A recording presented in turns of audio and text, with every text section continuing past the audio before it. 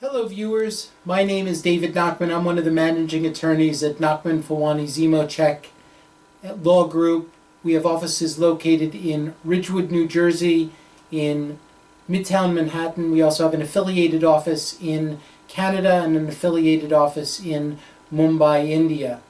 And today on Immigration News and Views, I want to talk to you about a question that we get very frequently from our viewers and also from clients and potential clients who come to see us and see our attorneys here at the firm, and that is, who has to pay for Perm?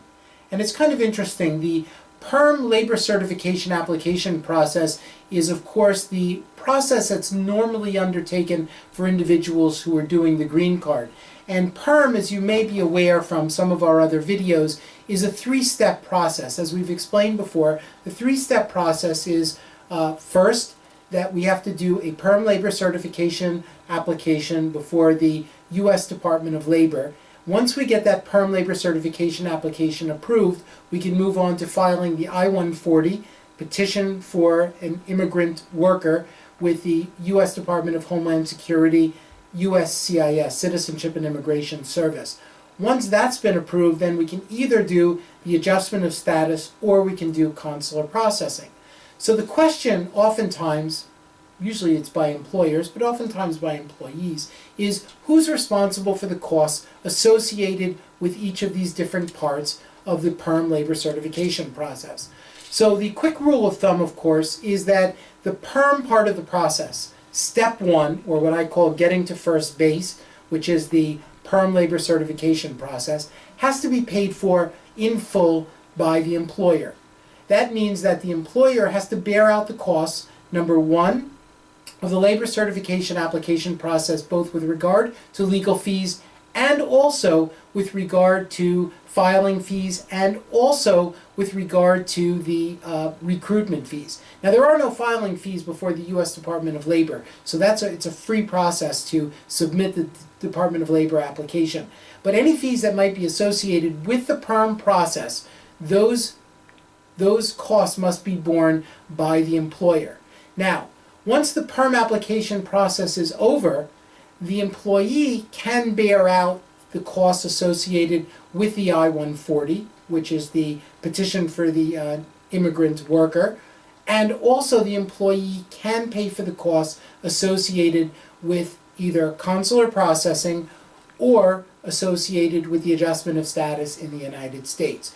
So be careful when you're initiating this process. Now, oftentimes what we'll do, be careful when you initiate the process to ensure that the proper person or proper entity is paying for the appropriate piece of the process. Now, oftentimes we get calls from employers who are interested in doing what's called a repayment agreement with the employee. So what they'll do is they'll ask the employee to be responsible for some of the payments because the employer may put forth the costs associated with the process.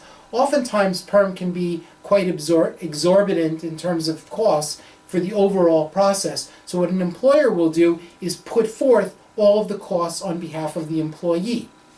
But when a repayment agreement is done, it's very important for the language in that repayment agreement to only discuss repayment from the employee with regard to the I-140, petition for the immigrant worker process, or for the adjustment of status and the consular processing part of the procedure, and not to seek repayment from the individual with regard, the beneficiary of course, with regard to the Perm labor certification process.